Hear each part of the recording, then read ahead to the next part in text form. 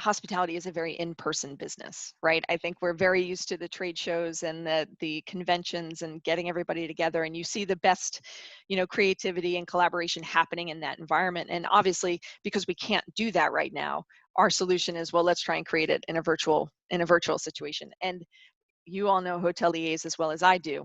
That's a tall order to try and get them out of the cocktail, sharing into a digital environment. But with that said, we have started to see some increase in momentum in terms of engagement with the community.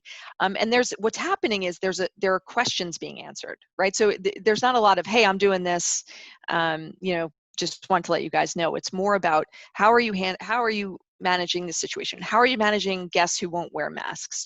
How are you arranging your lobby? What are you doing? Big question. What are you doing with the buffet, the breakfast buffet? So there's a lot of questions, and you see, a lot of responses back. And I think you touched on this earlier.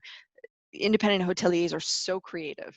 And so there's a lot of people coming at it from very, very different ways.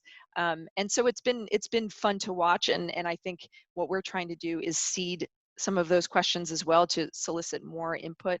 But it's a slow burn. I think they're looking forward to getting together at a cocktail party and having that conversation. And I think it's a bit more challenging for them to sit down and start typing up. But we're seeing a lot of the conversations are on opening and cleanliness stuff and social distancing, probably more procedures and how that's happening.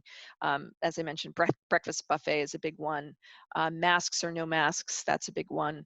And obviously we have hotels in 80 plus countries around the world, so there are different levels of requirements by country, by city, by even town to some extent. So there are interesting insights that come from that diversity as well.